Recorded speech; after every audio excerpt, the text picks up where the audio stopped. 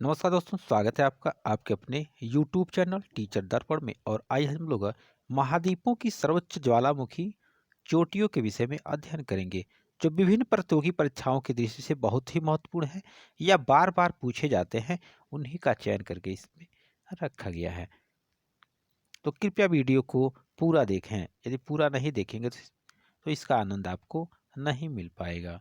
तो देखिए, चोटी यानी कौन सी चोटी है और किस महाद्वीप में स्थित है और किस पर्वत श्रेणी के अंतर्गत आता है और यह किस देश में पाया जाता है।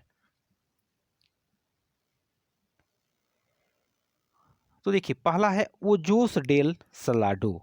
Ojos del Ojos del Salado. यह जो है दक्षिण अमेरिका में पाया जाता है, एंडीज पर्वत श्रेणी के अंतर्गत आता है और चिली या अर्जेंटीना देश में स्थित है। क्या नाम है? Ojos del Salado.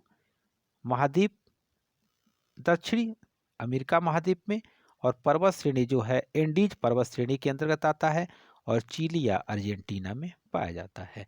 अगला है किलिमंजारो। किलिमंजारो जो है ये अफ्रीका महाद्वीप में है और किलिमंजारो पर्वत श्रेणी भी है और तंजानिया में। देश का क्या नाम है?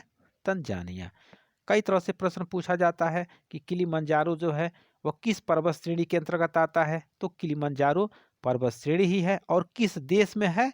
तो यह तंजानिया में है। किस देश में पाया जाता है? तो तंजानिया में। अगला है एलब्रस। एलब्रस जो है यह यूरोप महाद्वीप में। एलब्रस जो है यह किस देश? एलब्रस जो है यह यूरोप महाद्वीप में पाया जाता है और काकेकस पर्वत श्रेणी के अंतर्गत आता है और यह रूस में पाया जाता है। किस देश में है? तो रूस में है। अगला है पिको डे ओरिजावा। पिको डे ओरिजावा यह उत्तरी महाद्वीप में पाया जाता है और ट्रांस मैक्सिकन ज्वालामुखी बेस्ट ट्रांस मैक्सिकन ज्वालामुखी बेल्ट में पाया जाता है और यह मैक्सिको में है। किस देश में है? मैक्सिको में है। अगला है देमबंद। देमबंद जो है देमबंद एशिया महाद्वीप में है और एलबुर्ज पर्वत श्रेणी में है और यह ईरान में पाया जाता है। कहाँ पाया जाता है? ईरान में। अगला है माउंट गीलूबे। माउंट गीलूबे यह ऑस्ट्रेलिया महाद्वीप में पाया जाता है और सदर्न उच्च भूमि पर्वत श्रेणी के अंतर्गत आता है और कहाँ पाया जाता है? तो पापुआ न्यू गिनी में। पापुआ न्यू गिनी में पाया जाता है। देखिए, अगला है माउंट सीडले। अगला क्या है? माउंट सीडले। यह अंटार्कटिका महाद्वीप में पाया जाता है और एग्जीक्यूटिव कमेटी पर्वत श्रेणी के अंतर्गत आता है। क्या है? माउंट सीडले अंटार्कटिका महाद्वीप में पाया जाता है और एग्जीक्यूटिव कमेटी पर्वत श्रेणी के अंतर्गत आता है। एक बार और देख लेते हैं।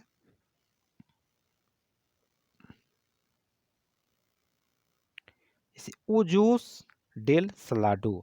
ओजोस डेल सलाडो दक्षिण अमेरिका में एंडीज पर्वत श्रेणी के अंतर्गत है और चिली अर्जेंटीना में पाया जाता है। किलिमंजारो अफ्रीका महाद्वीप में पाया जाता है, जो किलिमंजारो पर्वत श्रेणी के अंतर्गत आता है और तंजानिया में पाया जाता है। एलब्रस जो है यह यूरोप महाद्वीप में पाया जाता है।